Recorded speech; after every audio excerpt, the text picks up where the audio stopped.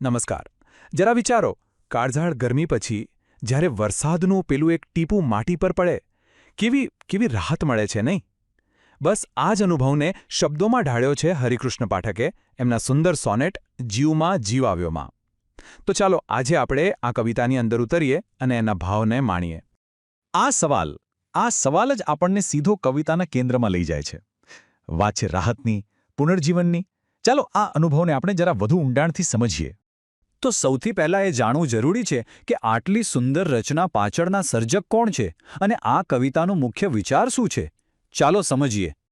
આ કવિતાના સર્જક છે શ્રી હરિકૃષ્ણ પાઠક.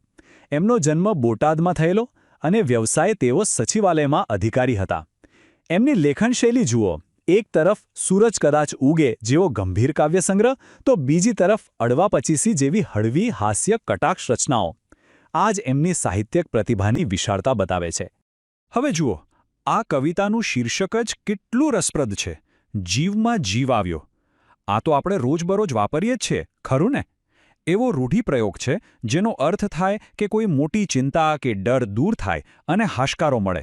બસ આ એક જ વાક્ય આખી કવિતાનો સાર કહી દે છે.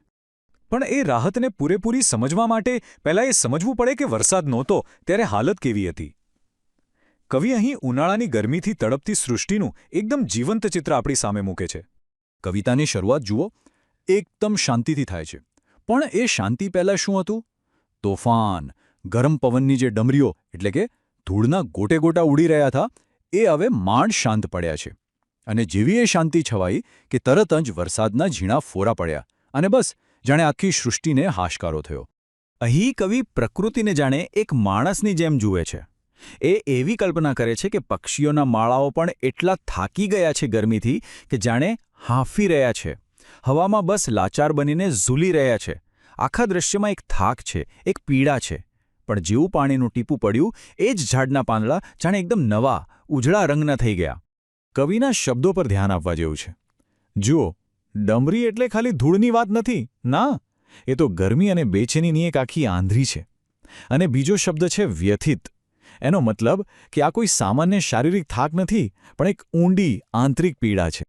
फ्रेंड्स, इस वीडियो को पूरा देखने के लिए आज ही फ्लेक्सी टीचर ऐप सब्सक्राइब करें, जहां आपको मिलेंगे animated videos, digital books, text book solutions, notes, DPP और क्विज. और हाँ, flexi teacher app mobile, TV और कंप्यूटर पर अवेलेबल है. और अगर आपके पास इंटरनेट नहीं है तो तुरंत ऑफलाइन सेट टॉप बॉक्स के लिए संपर्क करें. Flexi teacher, the one you needed.